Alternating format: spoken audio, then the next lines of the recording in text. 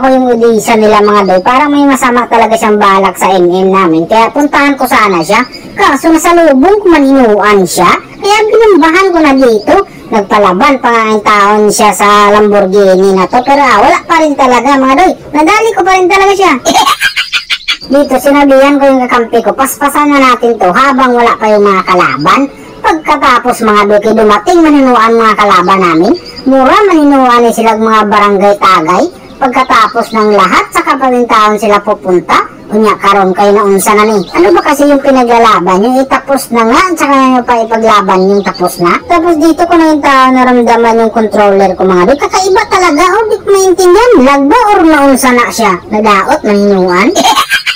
Sinabihan ko yung Laila Dilimanan mga doy, hulat lang, tapusin ko lang to. Kaya pagkatapos mga doy, kinuha kong skateboard. Kaso napasama, maninuan yung skateboard na yon.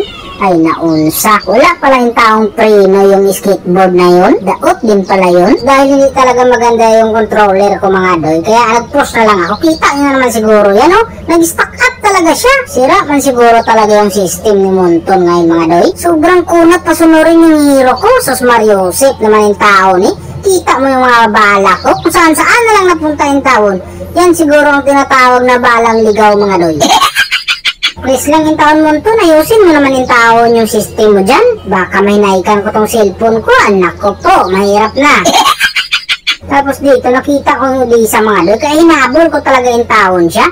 Nataranta din yung taon mga doy. Kaya lumagutok talaga yung flicker niya. Iba pala yung taon magulat yung flicker niya mga doy. Kaya ang ginawa ko na lang talaga muna dito. Yung mga bakukang na lang talaga yung nirat-rat ko mga doy. Kaso kay nandito man sila. Kaya ay binigyan ko talaga. Yung Harley nga hindi ko lubos akalain.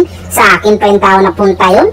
Tapos yung Odisa ay hinabol ko na lang mga doy. Kaso wala man kalagutok yung flicker niya. Siguro hindi yun nataranta mga doy. Yung badang dito tsaka yung ambulansya mga doy, niligron talaga yung kabutang nila. Kala siguro nila makapauli pa yung taon.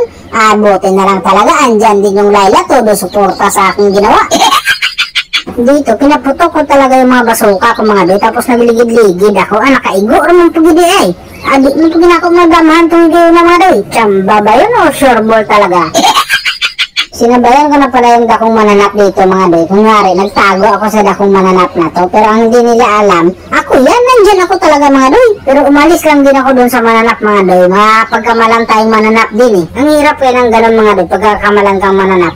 Pero dito, sinabihan ko na yung mga kampi ko na tapusin na natin to kasi yung system ng Monton na mahirap ngayon. Sobrang kunat talaga yung hero ko ngayon. Tsaka na lang tayo sasabak ulit sa digmaan mga doy pag okay na yung system ni Monton. Sana maayos na niya kakaagad yan kasi lisod ko yung pagkaganito mga doy. Baka yung cellphone ko kasi may naikan ko.